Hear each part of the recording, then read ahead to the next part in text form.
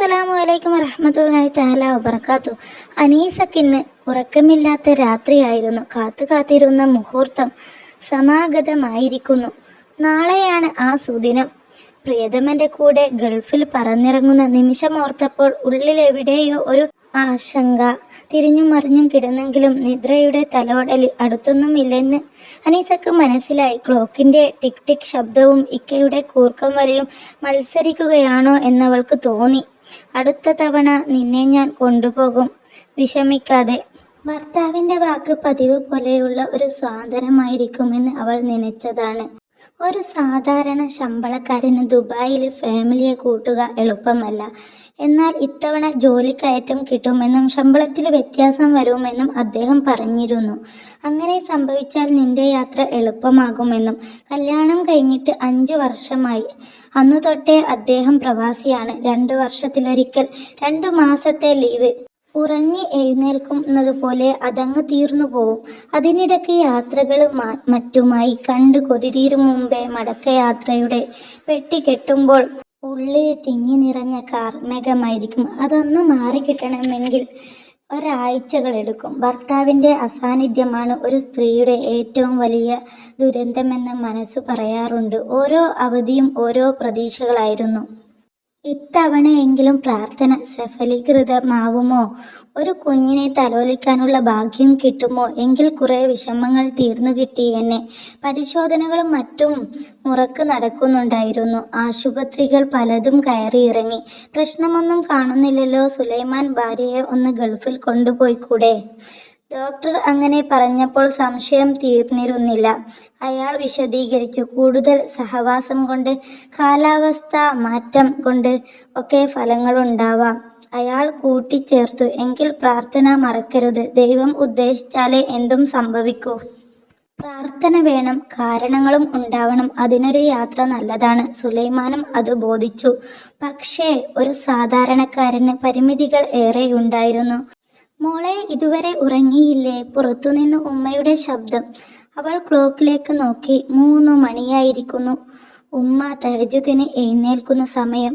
ഞാൻ ഉറങ്ങിയിട്ടില്ലെന്ന് ഉമ്മക്ക് എങ്ങനെ മനസ്സിലായി?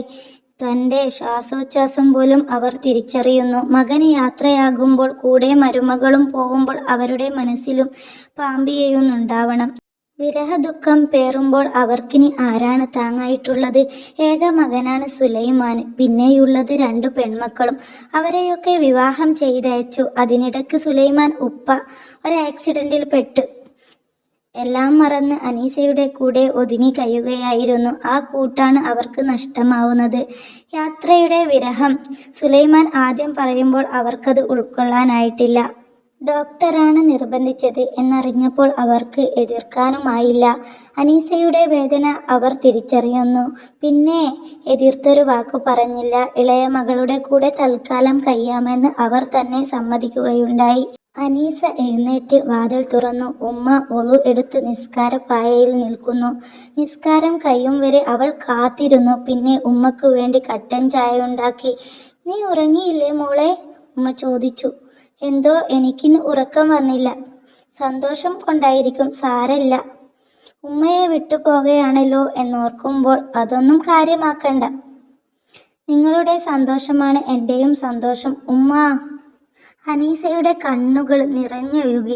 വർഷങ്ങളായി അവളുടെ ജീവിതം ഉമ്മയെ ചുറ്റിപ്പറ്റിയാണ്. സ്വന്തം വീട്ടിൽ പോയാലും അധികം നിൽക്കാറില്ല. ഉമ്മ ഒറ്റക്കാണല്ലോ എന്നോർത്താൽ സ്വസ്ഥത കിട്ടില്ല. ഇന്നുവരെ ഉമ്മാക്കൊരു കുറവും വരുത്തിയിട്ടില്ല. എന്തു സങ്കടങ്ങളും ഉമ്മയോട് പറയാം. ആശ്വസിപ്പിക്കാനും പരിഹാരം കാണാനും അവർക്കുള്ള മിടുക്ക് ചെറുതല്ല. ഇപ്പോഴും ഈ വീട് നിയന്ത്രിക്കുന്നത് ഉമ്മ തന്നെയാണ്. അവർ പറയുന്നത് ചെയ്യാനേ എനിക്ക് കഴിയൂ.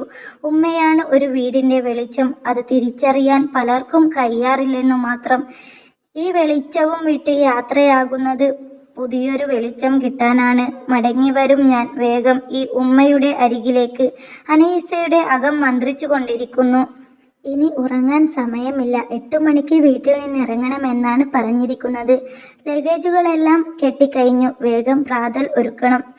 യാത്രയയപ്പിനു വരുന്നവർക്കെല്ലാം ഭക്ഷണം കൊടുക്കണം. അവൾ അടുക്കളയിലേക്ക് നടന്നു. ഉമ്മയും കൂടെയുണ്ടായിരുന്നു. അവളുടെ ഭർത്താവ് രാവിലെ എഴുന്നേറ്റു. ഇതിൻ്റെ ബാക്കി ഇൻഷാല്ലാ പാർട്ട് 2 ആയിട്ട് അടുത്തൊരു വീഡിയോയിൽ കേൾക്കാം. അവൾ പോകുമോ ഗൾഫിൽ, അല്ലെങ്കിൽ എല്ലാവരും വന്നപ്പോൾ അവിടെ എന്താണ് സംഭവിച്ചത് എന്ന് ഇൻഷാല്ലാ അടുത്തൊരു വീഡിയോയിൽ കാണാം. എല്ലാ ദമ്പതിമാരും ഈ ഒരു കഥ മുഴുവനായിട്ട് കേൾക്കാൻ ശ്രമിക്കുക. ഇതുപോലൊരു ജീവിതം നമുക്ക്, ഇതുപോലത്തെ ഒരു അനുഭവം ഇല്ലാതിരിക്കട്ടെ.